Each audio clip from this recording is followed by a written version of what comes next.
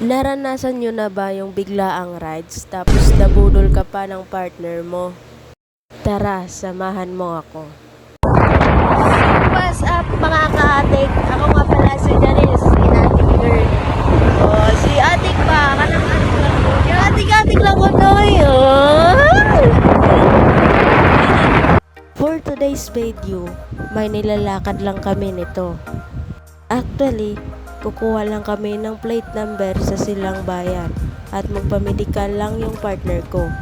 Yan lang yung dalawang lakad namin, pero nauwi sa biglaang rides. Medyo bad trip nga ako dito mga kaatik, kasi pagod, puyat, wala pa akong tulog kasi galing ako pang gabi.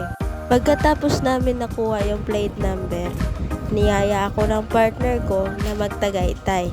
At syempre, wala pa akong tulog, libre na lang daw niya ako iced coffee.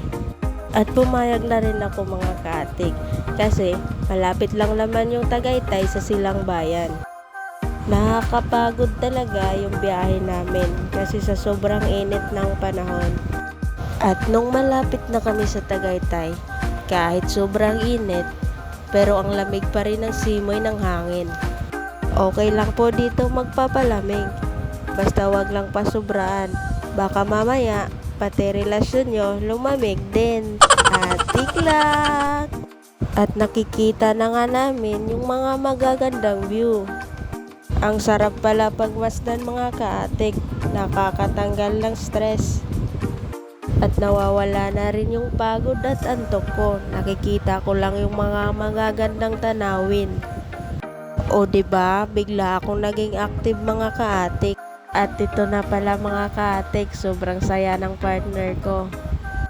Kaligayahan daw talaga niya ang mangbudol sa akin. Atik lang. At siya yung pinagbayad ko sa entrance namin, kaya napakamot na lang siya sa ulo niya. At sinulit na nga namin kasi paminsan-minsan lang to mga kaatik. Wala kaming oras sa gala kasi puro trabaho lang kami.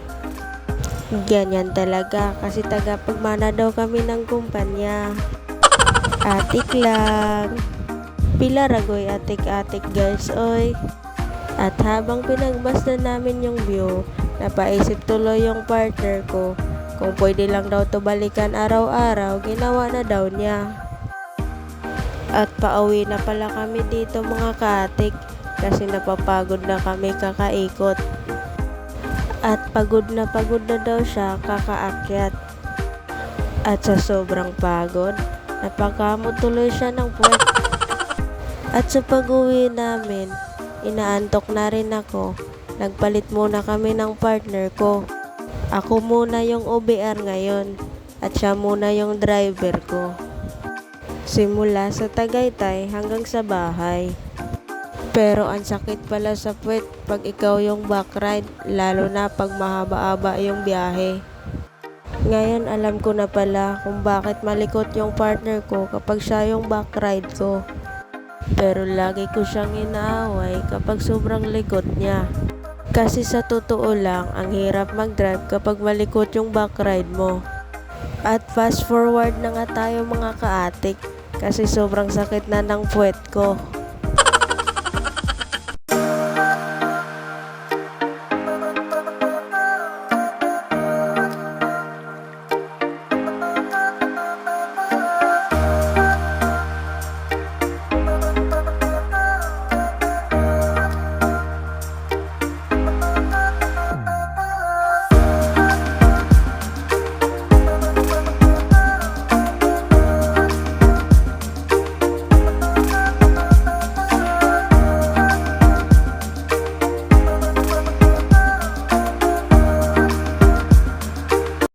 At pagdating namin sa bahay, kinakabit ko na agad yung plate number.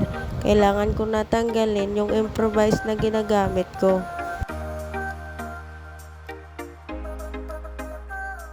Pero nahihirapan din ako dito mga guys.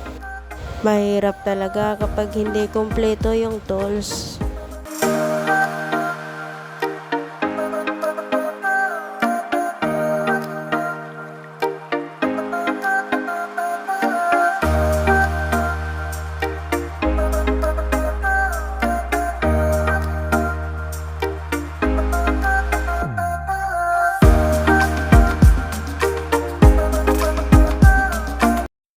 Pagkatapos kong ikabit yung plate number, natutulog na po ako.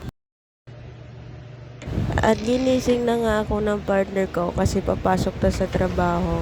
At siningil ko na siya sa ice coffee niya. Man. Man. Ano? Kasi ba? Pasok ka. Mag-aalis sa isna. Mag-aalis sa isna. Pasok pa. Mag-aalis sa isna. Ha? Ano sis na? Oo. Sa ice coffee ko. Bukas na. Ang oras na, malilit ka na naman. Ako mayroon tulog eh. Ha? Bukas na. Bukas na ice coffee mo. Bukas na nga. Ha? Tulog. Matulog. Magising ka na. O diba, bodol lang yung partner ko mga kaatik. Papasok na po ako at hanggang dito na lang muna.